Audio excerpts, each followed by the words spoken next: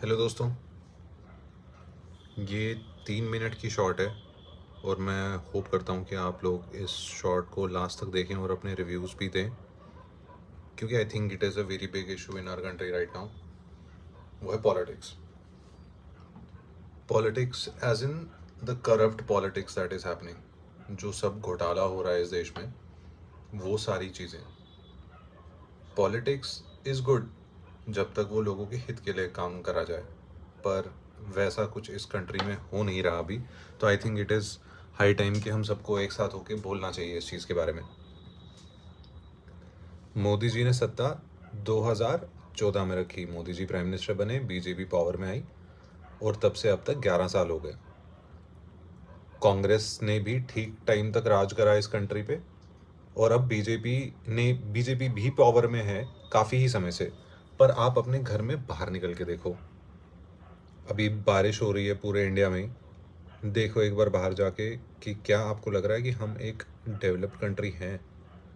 जबकि इससे थोड़ा अच्छा इंफ्रास्ट्रक्चर होने लग गया था अर्ली 2000s में। सब कुछ धीरे धीरे हटा दिया गया, आप लोगों से सोचने की शक्ति हटा दी गई, एनसीईआरटी में से हिस्ट्री हटा दी गई। लोगों को गलत साबित करने के लिए और हिंदू मुस्लिम करने के लिए इस देश में दो प्रॉपर रिलीजन्स को बांट ही दिया आपस में। पर इंडिया सिर्फ किसी एक रिलीजन का नहीं है।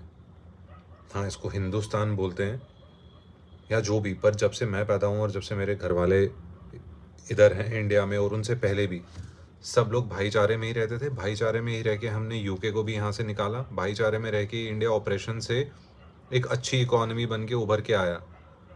तो इस सारे सालों की मेहनत बर्बाद ना जाने दें।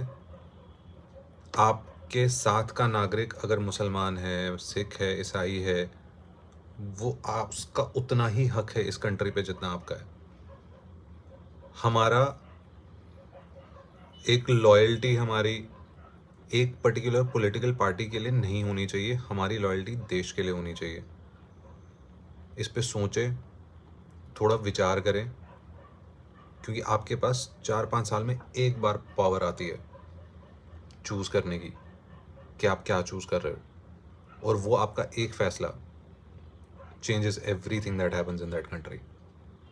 अगेन सबसे कहूँगा नमस्कार, खुश रहें, स्वस्थ रहें और थोड़े से जागरूक रहें। और अच्छा लगा हो तो कमेंट करके बताएं, और लाइक, शेयर और सब्सक्राइब करें। Thank you, bye.